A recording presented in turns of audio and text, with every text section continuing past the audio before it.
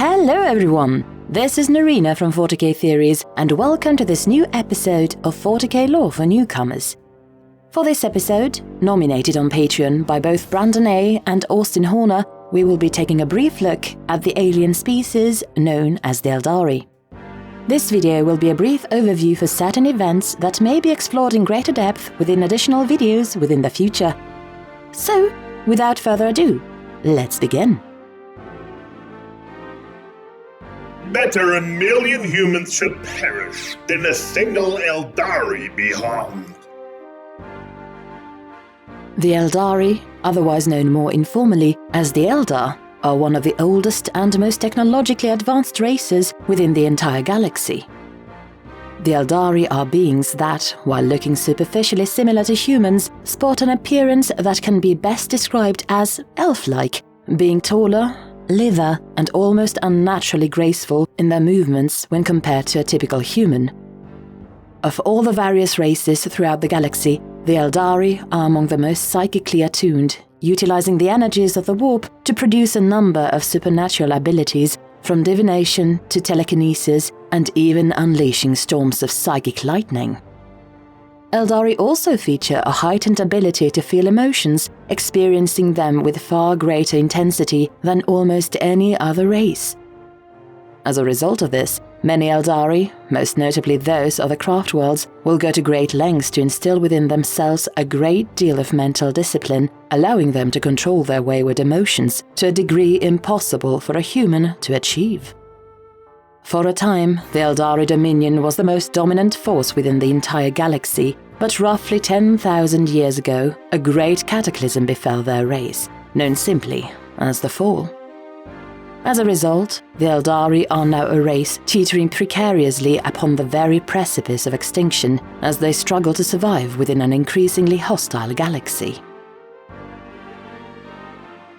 He who sees his own doom can better avoid its path.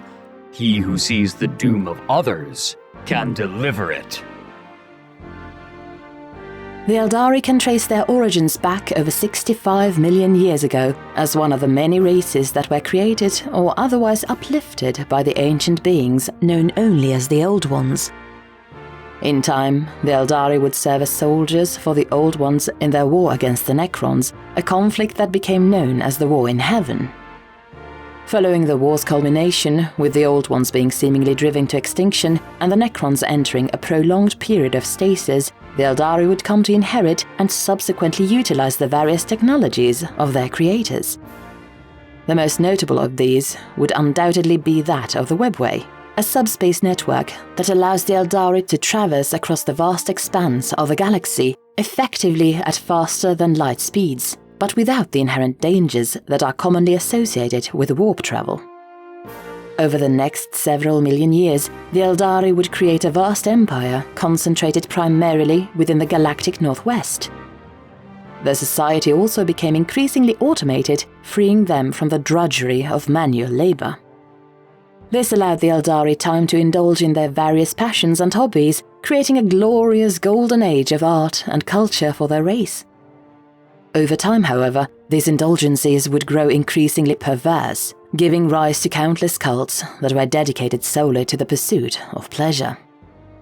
Not all Eldari, however, were content to indulge such hedonistic practices, as some, disgusted by what they saw as wanton degeneracy, abandoned the core worlds of the Empire, settling upon primitive, backwater worlds to start anew and live a simpler, yet harder way of life, becoming known as the First Exodites.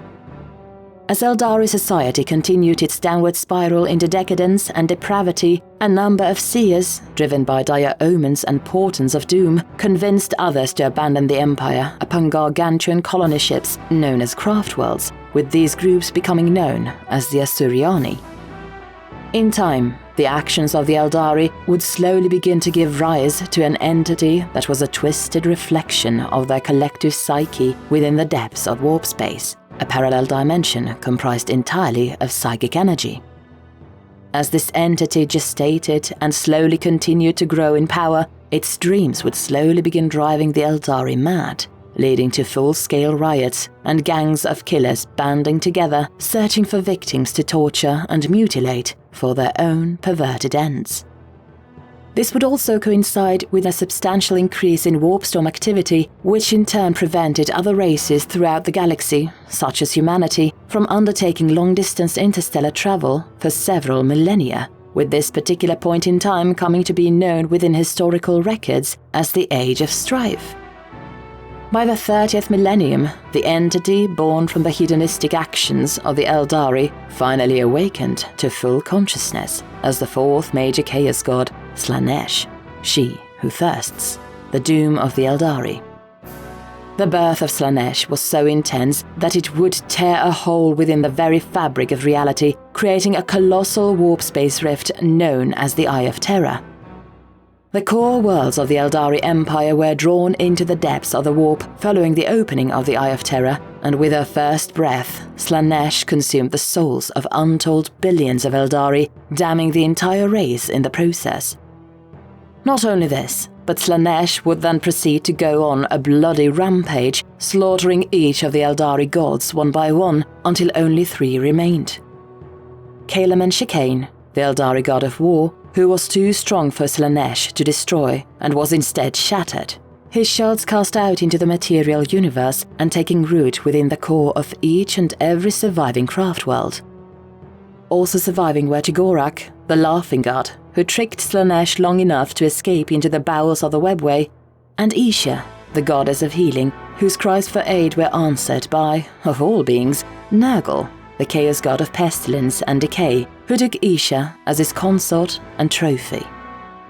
In one fell swoop, the most powerful empire in the galaxy was reduced to a few scattered remnants, desperately clinging to existence.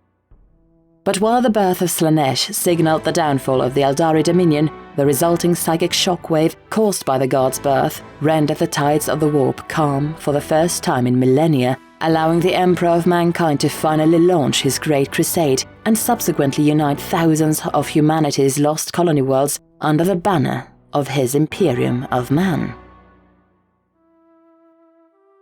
We are unchained. We go where we wish and where we desire. The stars are ours, and like them we will persist. We will not become a memory. The surviving elements of the Eldari race can be roughly divided as belonging to one of 6 different sects, each with their own unique cultural identities and beliefs. These sects are known as the Asuryani, Ul-Khari, Harlequins, Exodites, Corsairs, and Inari. The Asuryani, or Craftworlders as they are more commonly known, are, as mentioned earlier, the inhabitants of the colossal colony ships known as Craftworlds. Of all the various Eldari sects, the Asuryani are perhaps the most disciplined, focusing their entire lives around a societal concept known as the Paths. These paths, to grossly oversimplify, allow an Eldari to master a particular set of skills whilst also instilling within them the necessary mental discipline required to not endanger themselves or others with their actions. Such paths will include the path of the artisan, which allows one to explore artistic pursuits, the path of the warrior, where one will learn the arts of combat by embodying a particular aspect of the war god Qelaine, and the path of the seer, with those who walk this particular path becoming some of the greatest and most powerful psykers of any race within the entire galaxy. The Ul-Khari, or Dark Eldar, are the most twisted and depraved of all the Eldari sects, with their society and culture being the most reminiscent of the ancient Eldari Empire at its most hedonistic height. Such individuals are cruel and sadistic and will often launch raids against isolated settlements, even those of other Eldari, in order to capture slaves, taking pleasure in the cruelty and pain that they inflict upon others. The Ul-Khari only managed to survive the events of the Fall due to their realm of Commorragh being based deep within the Webway, and thus was spared the fate that befell their ancestral homeworlds. The Harlequins are the most enigmatic of the Eldari, with their origins and motivations being a complete mystery to most. What is known is that the Harlequins are followers of the mysterious Laughing God and are exceptionally skilled warriors and theatrical performers who use their talents to literally dance around their foes. They are also one of the few Eldari sects to be welcomed with open arms by Asuryani and Ul-Khari alike, performing great plays for their kin, depicting the ancient myths and legends of the Eldari. The Exodites are regarded as rustic and simplistic, living a lifestyle comparable to the Amish peoples of the ancient Terra. While the other Eldari sects utilize various technologies to make their lives easier, the Exodites, by contrast, lead extremely physical lives, farming the land and cultivating crops by hand, as well as herding beasts of burden and livestock animals, known amongst their kind as dragons. Because of this incredibly rigorous lifestyle, the Exodites are physically the strongest and most robust of their kind. Corsair is the catch-all term given to those Eldari outcasts who have chosen to live the lives of pirates and privateers. Instead of belonging to any one particular sect, Corsair bands are often comprised of individuals with wildly differing backgrounds, ranging from young Asuryani seeking a reprieve from the rigid confines of the path system, to Ul-Khari who have been forced to flee Comarag to avoid assassination or debt. While Corsairs typically prefer to launch raids against merchant ships, they are not above hiring themselves out to other races as mercenaries.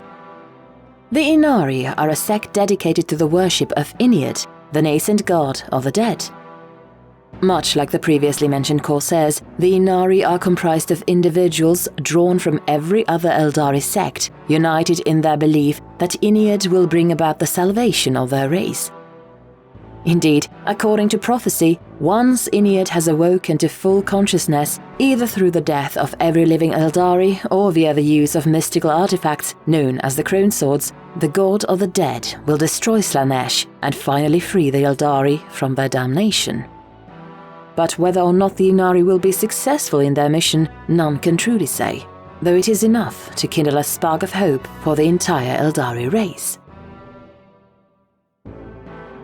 Trust not in their appearance, for the Eldar are as alien to good, honest men as the vile Tyranids and savage orcs. The physical appearance of an Eldari is somewhat comparable to that of a human's due to the two sharing a superficially similar skeletal and muscular structure. However, Eldari physiology is drastically different to that of humans.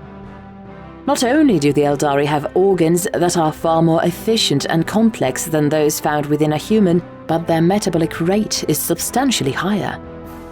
Despite this high metabolism, which should result in a significantly reduced lifespan, Eldari are capable of living for well over 2,000 Terran Standard years on average, although due to various factors, some individuals have been known to live well in excess of 10 millennia.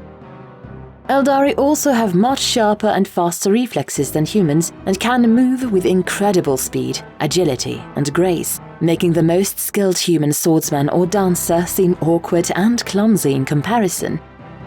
This speed can be partially attributed to the fact that an Eldari skeletal structure is considerably lighter than a human's, being formed from what appears to be some sort of liquid resin that hardens over time.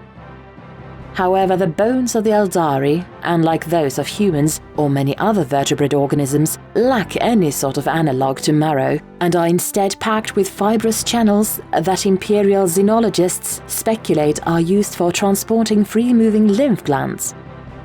Their spinal columns are also, for lack of a better term, elasticized, adding to their general flexibility and agility. Somewhat uniquely, the Eldari are also known to sport gastralia or belly ribs, effectively granting them a secondary rib cage within their abdomen. The distinctively pointed ears of an Eldari are packed with dense nerve clusters, and while the exact biological reason for this is unknown, some have speculated that this is purely an erogenous trait. In regards to reproduction, while their reproductive organs are analogous to those of humans, the gamete delivery appears to be progressive, leading many to believe that the Eldari reproduce in stages with a prolonged period of conception in where additional genetic material is delivered over the course of the embryo's gestation, although this is purely speculative.